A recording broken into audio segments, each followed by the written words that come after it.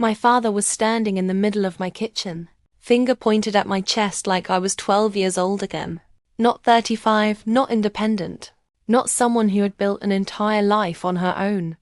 His voice wasn't loud, but it was sharp, the kind that cuts deeper because it's controlled. "You're making the biggest mistake of your life," he said. And then after a pause that felt deliberate, "And honestly, I'm embarrassed to call you my daughter right now." My mother didn't argue with him. She didn't defend me.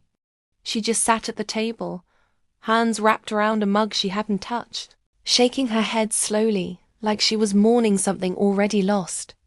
My sister Brooke sat on the couch, phone glowing in her hands, typing furiously, probably updating her husband about how I'd finally lost my mind.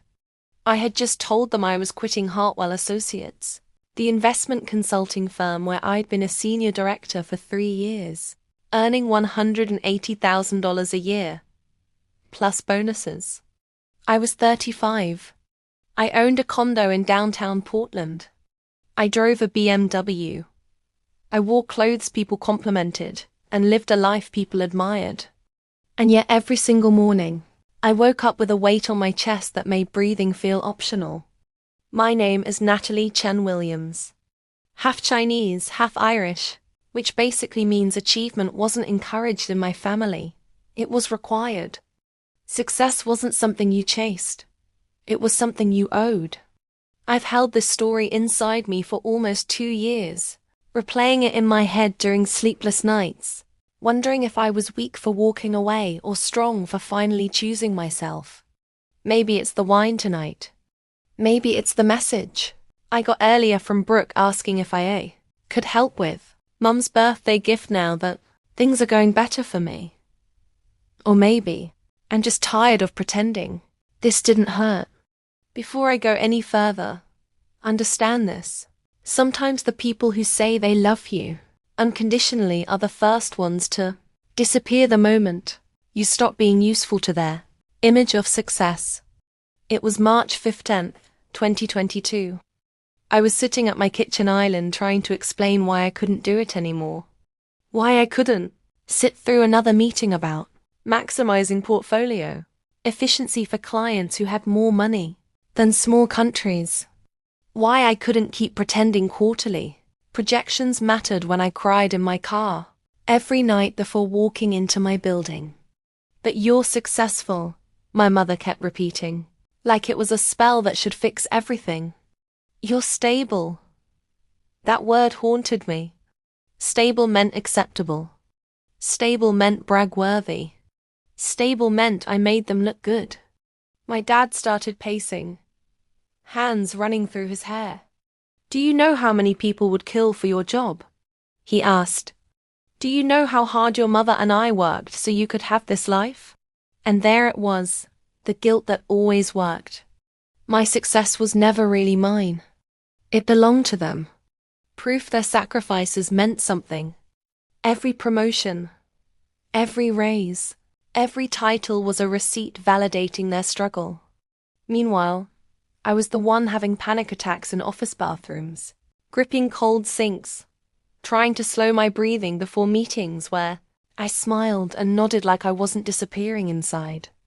I told them about the startup idea, the app I'd been quietly building, a platform to help small businesses manage finances without drowning, without fear, without shame. I told them I had a prototype, 3 businesses ready to pilot. Brooke finally looked up from her phone. "Wait," she said. "You're quitting your 6-figure job to make an app." "Natalie, everyone makes apps." My father didn't let me respond. "This is a midlife crisis," he said flatly. "You don't ruin your life chasing fantasies." That word hit harder than anything else. Fantasies, that's what my dreams were to them. Delusions. Embarrassing. Detours from the plan they approved. I looked at all 3 of them and realized something painful and clean at the same time. They didn't know me. They only knew the version of me that made them comfortable. "I'm doing this," I said.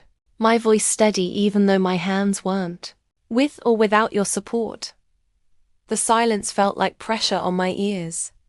My mother broke it first. Don't expect us to bail you out when this fails. Brooke followed. Do you realize how selfish this is? Mom and Dad have been telling everyone about your promotion. Then, my father delivered the sentence that ended something permanently. If you do this, don't come crying back when you're broke. We won't have room for someone who chose to throw her life away. They left that night. And after that, I stopped existing in my family's life. No Easter, no birthdays, no Thanksgiving. Brooke blocked my number. My mother ended calls with, I hope you're happy, in a voice that made it clear she hoped I wasn't. The first few months, I thought they were right. I quit Hartwell. My boss looked at me like I'd announced I was joining a cult. I sold the BMW, moved into a tiny apartment. Rice and beans became dinner. My savings disappeared week by week. The app took longer than expected. One pilot business pulled out. Another stopped replying. I started driving deliveries on weekends just to afford groceries. The loneliness was crushing. I'd built my life around work and family, and suddenly I had neither. Then something small shifted everything. I was working in a coffee shop, debugging code, when I overheard the owner talking about drowning in paperwork. Her name was Sage. She ran an independent bookstore. I offered to help, not through the app, just as a person. 3 hours later, she finally understood her finances. She tried to pay me.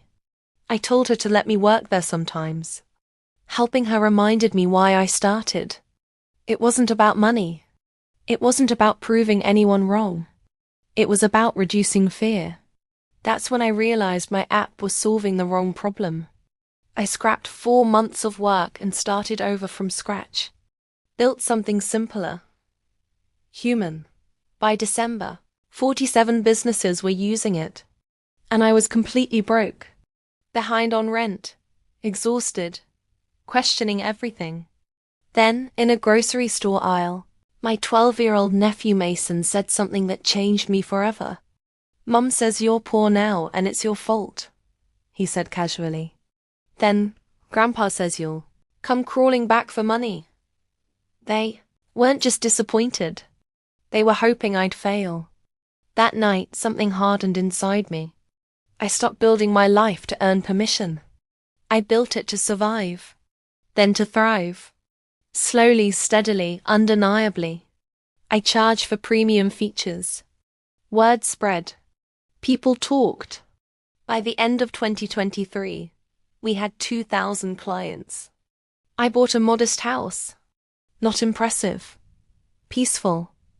My family came back eventually. Awkward apologies and careful conversations. But I learned something I will never forget. Some people only love you when your success makes them look good. And choosing yourself will always reveal who those people are. If you're watching this and standing on the edge of a decision that scares everyone but feels right to you, you're not broken. Sometimes the bravest thing you can do is disappoint the people who never truly saw you.